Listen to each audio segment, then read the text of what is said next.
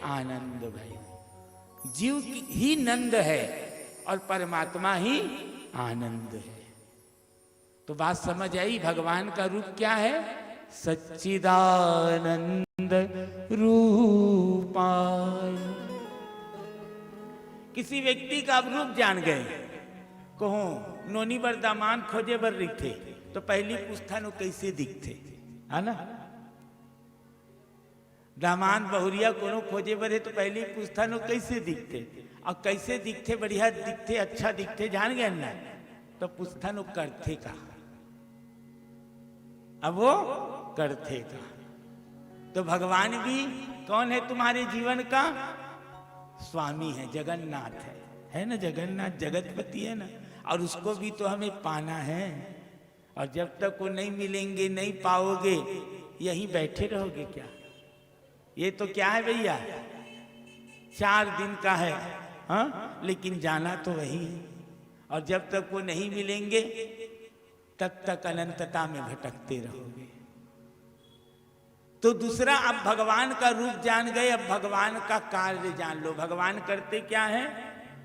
तो सच्चिदानंद रूपाय विश्वोत्पत्त्यादि हेतवे। उनका कार्य सबसे बड़ा है भैया। उनका कार्य ना कोई इंजीनियर कर सकता है, ना कोई डॉक्टर कर सकता है। और वो ऐसा बड़ा पद है उनका कि दुनिया में उनके समान कोई हो ही नहीं सकता। उनका कार्य सबसे बड़ा है। वो करते हैं विश्व की उत्पत्ति, विश्व का पालन और विश्व का संहारण।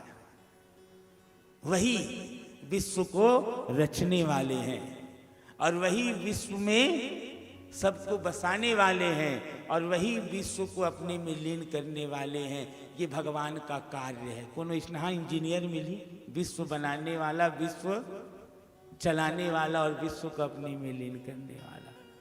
उनसे बड़ा इंजीनियर दुनिया में कोई नहीं है। और खोजता नहीं इंजीनियर, तो भगवान से बड़ा कार्य करने वाला दुनिया में कोई नहीं है। इसलिए ध्यान देना, भगवान का सबसे बड़ा काम है तीनों लोगों को बनाना, चलाना और फिर अपने में लीन कर लेना।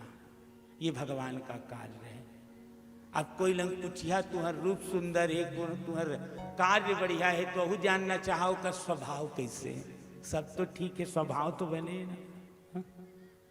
यदि स्वभाव अच्छा है तो फिर सब अच्छा है। कहते हैं ना कि रूप भी एक बार खराब होगा तो चल जाएगा, ज्यादा नहीं करे, थोड़ा बहुत कमाते तब वो चल जाए, लेकिन स्वभाव अच्छा होना चाहिए भाई। कहीं गलत आचरण वाला तो नहीं है ना। तो हम भगवान को परखेंगे तो भगवान को तो पूरा जानना पड़ेगा ना आपको, क्योंकि भगवान कि यदि हम बनना चाहते हैं तो भगवान को पूरा देखना पड़ेगा, पूरा भक्त को परखना पड़ेगा। तो यहां पर भक्त कहता है कि तापत्रय विनाशाय। उनका स्वभाव कैसा है सुन लो। उनका स्वभाव इतना सरल है कि वो बिन कहे मनुष्य के तीनों तापों को हर लेता है। इतना सरल है कि 3 ताप होते हैं, दैविक, दैहिक और भौतिक, और यही तीनों ताप में हम जीवन भर जलते हैं।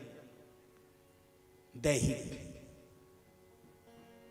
तन के ताप होते ना, तन के ताप, हे महाराज शरीर नहीं चलत है, कान सुनात नहीं है, आंखी दिखत नहीं है, कमर चलत नहीं है, पीड़ा है, ज्वर है, तप है, विपत्ति है। शरीर की विपत्ति बहुत विपत्ति है ना आदमी के जीवन में।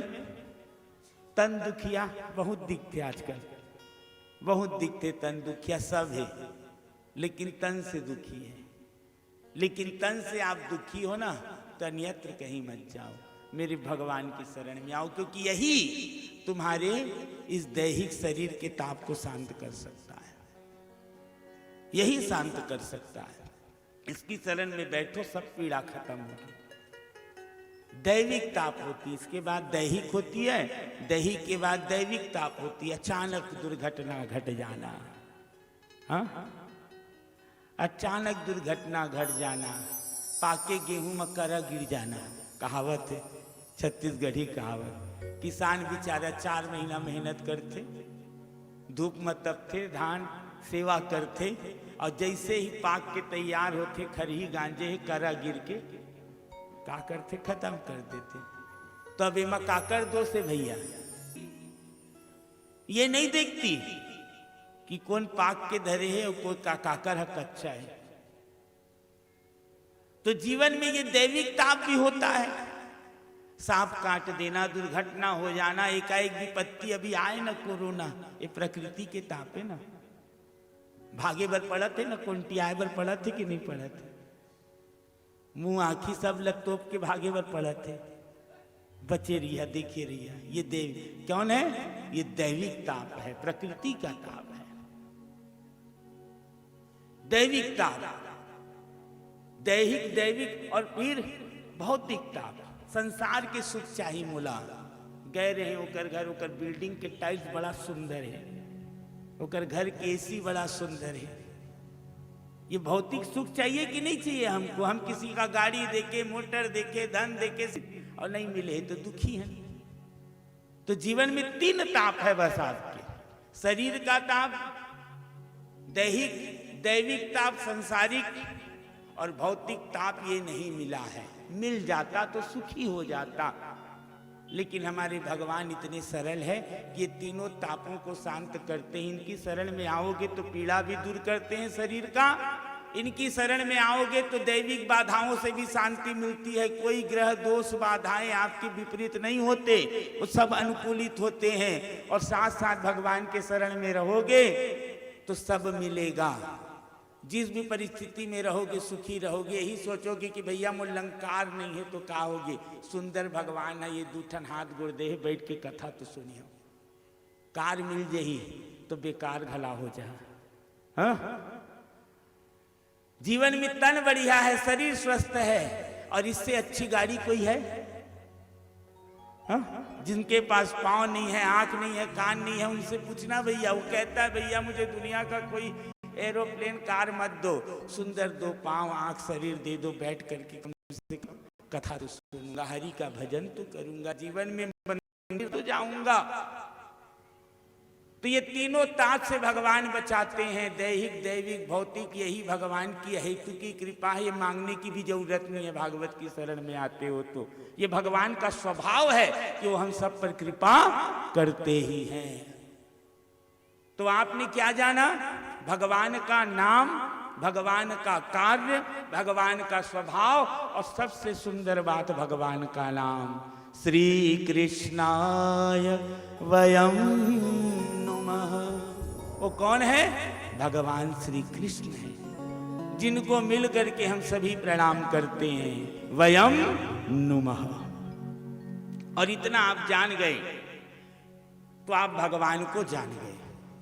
अब अन्य जानने की आवश्यकता नहीं है यदि इतना जान गए तो। और इसके बाद यदि आपको भगवान की कार्य में, भगवान की लीला में, भगवान के रूप में, भगवान के नाम में संदेह करोगे 7 दिन, तो फिर आप भगवान की कथा नहीं समझ पाओगे। भगवान की ऐसी सामर्थ्य है, ऐसी उनकी लीला है जिनको वही कर सकते हैं।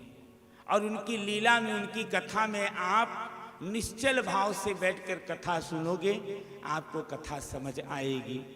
और फिर कथा के भगवान के बाद, कथा के भगवान का नाम लेकर के इस कथा के जो हमारे वक्ता हैं सुखदेव मुनि, उनको प्रणाम किया गया है कि यम